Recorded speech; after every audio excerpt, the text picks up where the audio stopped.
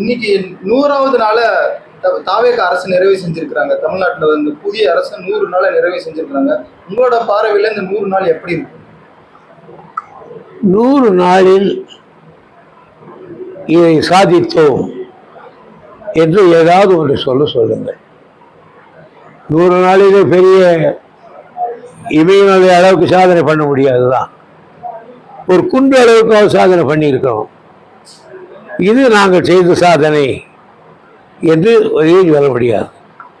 பேசிக்கொண்டே இருக்கிறார்களே தவிர காரியத்தில் எந்த காலத்தையும் இறங்கவில்லை.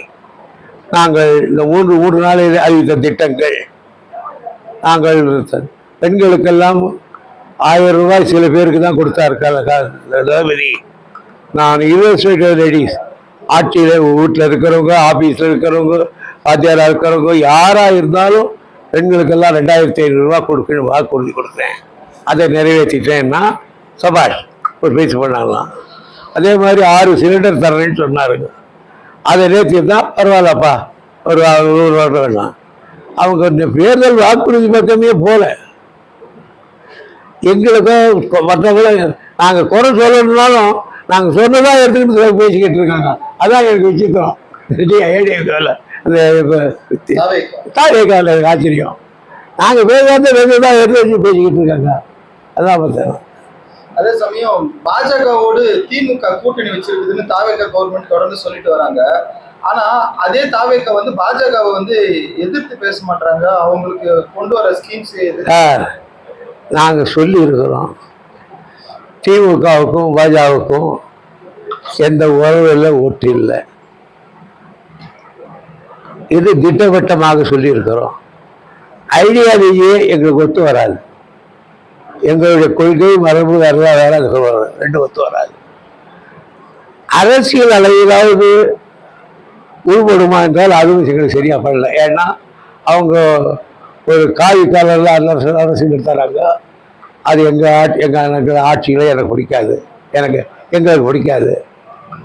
அதனால ஆனால் ஒருத்தர் நான் சட்டமன்றத்திலும் நான் மத்திய சர்க்காரை விட்டு போவேன், இங்கே நேற்று சுதந்திரம் நான் விட்டு போவேன் என்று மேல் விழுந்து இவர் ஆதரிக்கிறார் என்றால் யார் பாஜகவோடு போவார்கள் அல்லது யாருக்கு யார் பாஜக பின்னாலே நிற்கிறது என்பதுதான் அர்த்தம். அதே சமயம் ஒரு கூட்டத்துல மல்லிகார்ஜுன கார்கே டெல்லியில கலந்துகிட்டாரு. அவர் போனதுக்கு அப்புறமா பாஜக காரங்க அந்த இடத்த கிளீன் பண்ணி பூஜை எல்லாம் பண்ணியிருக்கிறாங்க. இது எதிர்கட்சிகள் வந்து நவீன தீண்டாமை அப்படின்ற மாதிரி பாக்குறாங்க. இது மாதிரி ஒருத்தர் தான் சார் முன்ன ஜெகஜீவன் ராம் அவர்கள் ஒரு கோயில்களில் சிலையை திறந்துட்டார்னு சொல்லிட்டு அதுக்கு இது மாதிரி எல்லாம் செய்தாங்க. மிகப்பெரிய நாடு முழுவதும் அதை கண்டித்து அறிக்கைகள் விட்டார்கள். பெரிய பேச்செல்லாம் நடந்தது. இன்னும் அந்த பழமைவாதிகள் சமாதானவாதிகள் இன்னும் மாறலன்னு தெரியுது. இவையெல்லாம் மாறணும்னு கேட்டால் மத்தியிலேயும் சுயமரியாதை உள்ள ஒரு கட்சி ஆட்சிக்கு வரணும். பாஜக தலைவர் நயினார் நாகேந்திரன் இருக்கார்ல சார், பாஜக தலைவர் நயினார் நாகேந்திரன் அவர் வந்து முதல்வரோட அம்மா குறித்து தவறாக பேசியிருக்கிறாரு. ஸோ இந்த பெண்கள் சம்பந்தமா தொடர்ச்சியா அந்த பேசுறது எப்படி பாக்குறீங்க? முதல்வரை காணும்னு சட்டமன்றத்தில் வந்து விஜய் கேட்டாரு. அப்பாவை காணனாக்கா அப்பா யாருன்றது அம்மா கிட்ட தான் போய் கேட்கணும் அப்படின்னு நயினார் நாகேந்திரன் பேசியிருக்காரு. அது பெரும் சர்ச்சையை கிளப்பிருக்கு. நான் படிக்கல.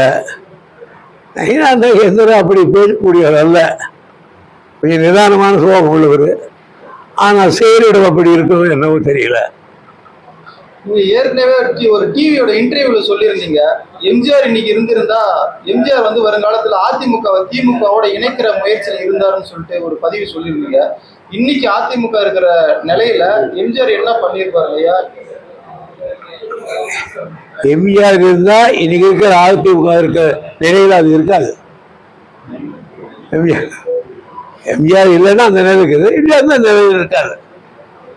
நீங்க ஒரு திமுகவோட இணைக்க இறுதி கட்டத்துல ஒரு முடிவு எடுத்தாருன்னு சொல்லியிருந்தீங்க. ஸோ அந்த காலத்துல ஏன் அந்த சுச்சுவேஷனுக்கு அவர் வந்திருப்பாரு? இந்த மாதிரி ஒரு சூழல் வரும்னு அவர் இறுதி கட்டத்தில் அந்த நிலைக்கு வந்தார். அதுக்கப்புறம் அவர் நிலை தவறி விட்டார். மணி அந்த சுச்சுவேஷனுக்கு என்ன ரீசன் அவர் அந்த நிலைப்பாடு எடுக்கிறார்? எம்ஜிஆர் திமுகவோட எல்லாம் யாரும் பேச்சுக்கு அப்பெல்லாம் வந்து சொன்னதுதான். ஒவ்வொரு முறை அவர்கிட்ட இருந்து வந்து சொன்னவங்க தான் இது. அதான் கேட்டுக்கிறோம், அவ்வளோதான். அதுக்கு ஒரு பெரிய அத்தாரிட்டி எல்லாம் கிடையாது. இமிடியேட்டா உதயநிதி பேசுனதுக்கு இமிடியேட்டா நைட்டா வழக்கு பதிவு பண்ணி நீதிமன்றம் 12 மணிக்கு மேலதான் அவரை கைது பண்ணு சொல்லி கூட நீதிமன்ற உத்தரவை மதிக்காத உடனடியா நீங்களும் போயிருந்தீங்க. அங்க உடனடியா கைது பண்ணி கூட்டிட்டு போனாங்க. இப்ப நயினார் நாகேந்திரன் பாஜகன்றதுனால இவ்வளவு பேசி அவர் மேல கை வைக்கிறதுக்கு தாவேக அரசு மத்திய அரசுக்காக பயப்படுதா இல்ல தயக்கம் காட்டுதா? சட்டம் எல்லாருக்கும் ஒண்ணு தானே. உதயநிதி மேல பாய்ந்த நடவடிக்கை ஏன் நயினார் நாகேந்திரன் தொடர்ந்து சர்ச்சைக்குரிய பேச்சா பேசிட்டு வரும்போது அவர் மேல பாய மாட்டேங்குது? தாவேகா பயப்படுதா? பத்திரிகைக்காரருடைய இந்த குமரலை நான் முதலமைச்சர் ஜோசப் விஜய்க்கு அர்ப்பணம் செய்கிறேன். தயக்கம் இருக்குதுன்றீங்களா ஐயா? பாஜகவை அட்டாக் பண்றதுல தாவேகாவுக்கு தயக்கம் இருக்குதுன்னு சொல்றீங்களா? தாவேக பாஜகவை அட்டாக் பண்றதுல எங்க பண்றாங்க? தாவேகா தயங்குறாங்கன்றீங்க சார். நான் தான் ஒத்து போறேன்றாரு. அது எங்க போயிட்டாரு? மத்திய சர்க்காரு ஒத்து போவேன்னு சொல்லிட்டாரு. அதுக்கப்புறம் என்ன அட்டாக் பண்றது? நீங்க நான் உனக்கு பல்லக்கு தூக்குறேன் அப்படின்னு சொல்லிட்டேன். அதுக்கப்புறம் என்னத்துக்கு பண்ணுவான்? பல்லக்கு தூக்க ரெடின்ட்டாரு. அதுக்கப்புறம் யாரை போய் அடிக்கிறான்? அதாவது உதயநிதி வந்து நைட்டா கைது பண்ணி கூப்பிட்டு போனாங்க. நயினார் நாகேந்திரன் தொடர்ந்து இது போல சர்ச்சைக்குரிய பேச்சு பேசிட்டு வராரு. அவர் மேல கை வைக்கிறதுக்கு தாவேக அரசு தயக்கம் காட்டுறது எதுக்கு?